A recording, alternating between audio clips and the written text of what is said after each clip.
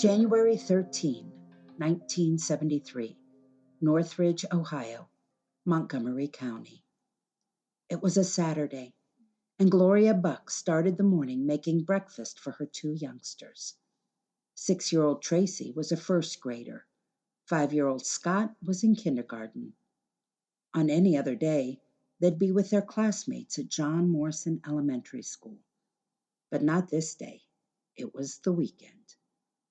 Gloria was 26 years old. She met her husband Jack on a blind date.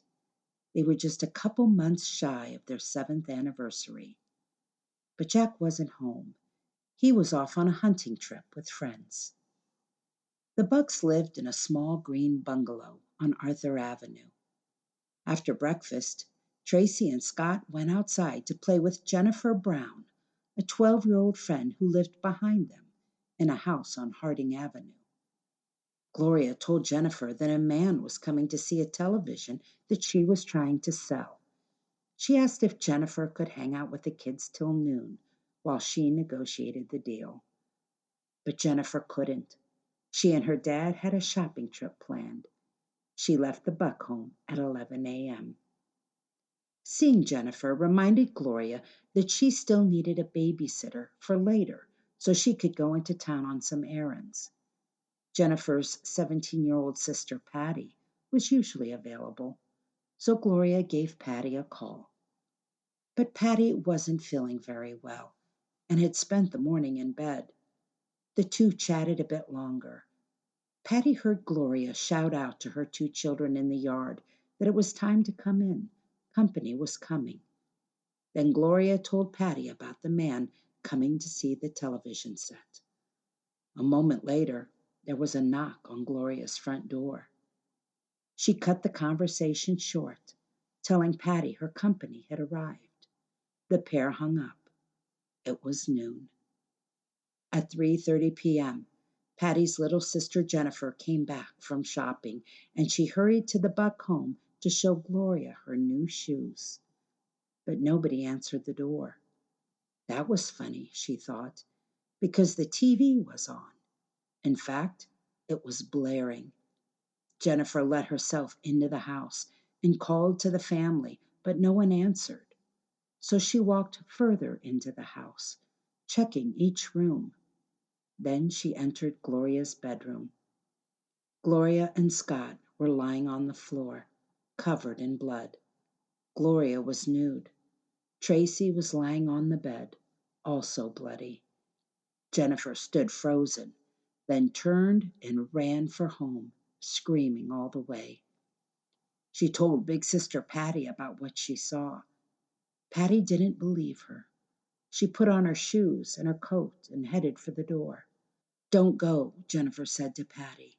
She wanted to spare her sister from the image that she would never forget. But Patty headed over to the Bucks' home. She went to the bedroom window and peered inside. The scene was just as Jennifer had described it. Patty ran through the backyard and returned home to call the police. The coroner will determine Gloria had been stabbed multiple times through the heart and lungs. Her skull was fractured and she was shot in the head. The gun that was used belonged to her husband, a .22 caliber Ruger. Her hands were covered in defensive wounds. She had put up a struggle, probably trying to fight for her children, authorities said. If she was sexually assaulted, that fact has never been reported. Her children both died from stab wounds, one each to the neck and chest. Jack Buck returned from his hunting trip that afternoon and found his home surrounded by deputies. His first thought was that Scott might have been hit by a car while riding his tricycle in the street. He took off running for the front door, but deputies stopped him, put him in a cruiser, and informed him that his family had been slain. Jack was eliminated pretty quickly as a suspect. His alibi was rock solid, and he passed a lie detector test. Then, 9 days later, police announced they had found their killer. On January the 22nd, In a move that shocked the community, police arrested Patty Brown and charged the babysitter with delinquency by murder. Authorities were tight-lipped about what evidence they had or what motive they suspected. But residents only had 3 days to ponder why the Bucks' neighbor topped the suspect list, because something new was going to occupy the headlines. On January the 25th, less than 2 weeks after the Buck family was killed, the Dirth family woke to start their day. They lived in a large brick ranch house on Diamond Mill Road in Brookville, about 15 miles from the Bucks. Dwayne and Odine had 3 kids. Maurice was away at Ohio Wesleyan University. 17-year-old Robert attended the local high school, and 13-year-old Linda Sue was midway through the 7th grade at Northmont Junior High. But there was no school this day. Though it was a Monday, classes had been canceled in honor of the funeral of former President Lyndon B. Johnson. And so Dad Dwayne headed off to work at K&F Metal Finishers. Mom Odine left to start her shift at the Farmers and Merchants Bank, and left behind were Robert and Linda Sue. Robert had promised his grandparents he'd prune their trees, so he left the house around 9:15 a.m. Linda Sue decided to use the morning to practice her cornet. She had a school concert the next day. Linda loved animals and doted on the family's pets. They had a Dalmatian and a cat. She was a Girl Scout and a member of the student council. She took tap dancing lessons and taught Sunday school classes to younger children. Her favorite song was Raindrops Keep Falling on My Head. When the Dearth parents left that morning, Linda was standing in the hallway wearing a long nightgown, the cat leaping at her feet each time she took a step and revealed her bare toes. Robert was gone a couple of hours, and he returned home around 11:45. He went straight to the garage to work on his truck, but a few minutes into this task, he noticed the kitchen door to the house was standing open. That was odd. It was January, after all. He walked into the house and called out his sister's name. Then he headed for the living room, and that's where he found her. Linda was on the floor, nude, a bullet wound in her head. The coroner determined she had been raped and shot probably around 10:30 that morning. The Dalmatian had been locked in the basement, a shoe print found on its stomach suggesting it had been kicked. It would take a few weeks, but eventually detectives would compare the bullets taken from Linda's body with those found at the Buck family crime scene. They matched. Both attacks had been committed with the same gun. Detectives will find the 2 cases had something else in common. The Dearths had a car for sale. The 1966 Chevy Impala sat in the family's front yard with a for sale sign on it, but it was also advertised in the Dayton edition of the Trading Post. That was the same publication where the Bucks had advertised their television set. Despite the same gun being used at both crime scenes, and despite the strong suggestion that the killer may have found them both through a classified ad, authorities told reporters they didn't think the murders were connected. Patty Brown, the babysitter jailed after the Buck murders, was in jail when Linda Dearth was killed. And jail is where she would stay. Police insisted the gun used in the second crime could have been discarded or stolen after the first crime and then used by a second killer. They weren't letting Patty go. The murders frightened area families. The killings happened in broad daylight and where the victims should have felt the safest, in their very homes. Police tried to calm the fears, insisting they'd caught the killer of the Buck family. As for Linda's murder, Harlan Andrew, chief homicide investigator for the Montgomery County Sheriff's Office, said, "We don't have a maniac running loose in the county," and that all the evidence we have indicates this was an individual, isolated circumstance. Finally, in May, 4 months after Linda Dearth's murder, Patty Brown got her day in court. After a 6-day closed hearing, a judge ruled her not guilty. Because it was conducted in juvenile court, the county didn't have to reveal anything about the proceedings.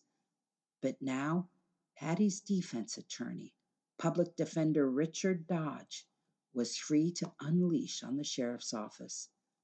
Dodge accused the sheriff of botching the investigation, saying they never fingerprinted the holster from which the killer had taken the Buck's gun, that they ignored an eyewitness who had seen a car parked in the Buck's driveway that morning.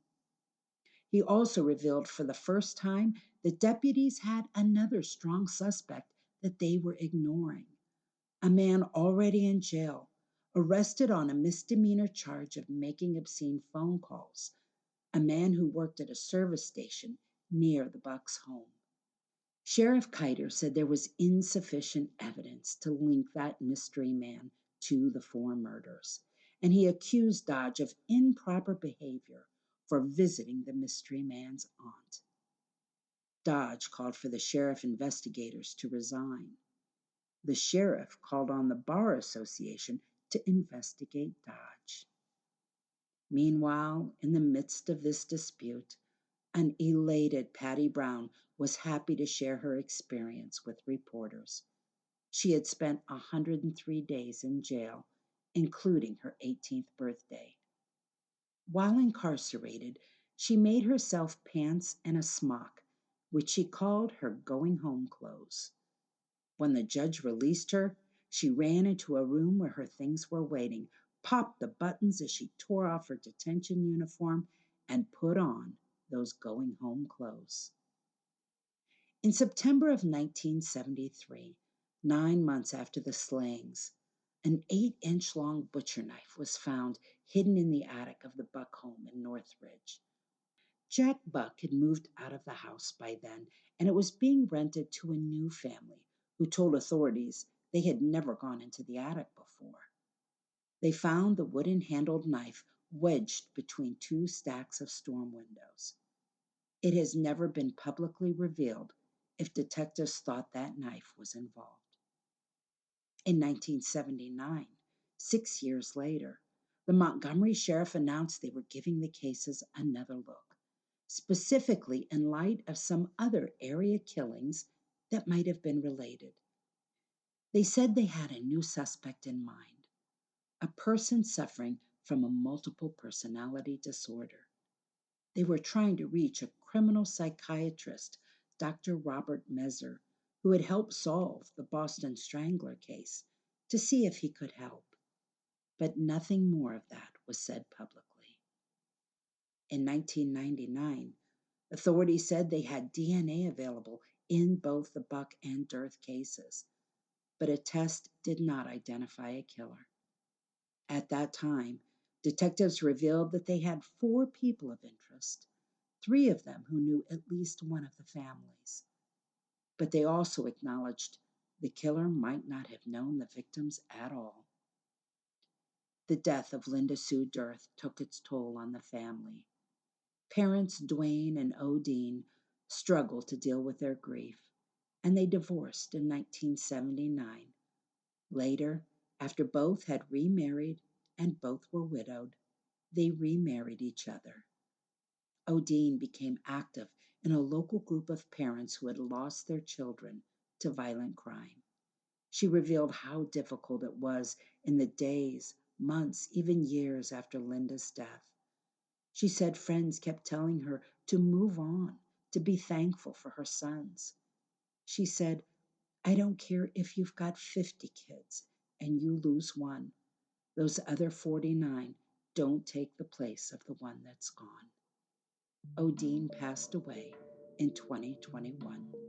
Thank you for watching Ohio Mysteries. If you appreciate the effort, please hit the subscribe button down below if you haven't already. Ohio Mysteries also has a podcast with nearly 300 stories in our catalog. Find those on your favorite podcast app or visit ohiomysteries.com for the entire episode list.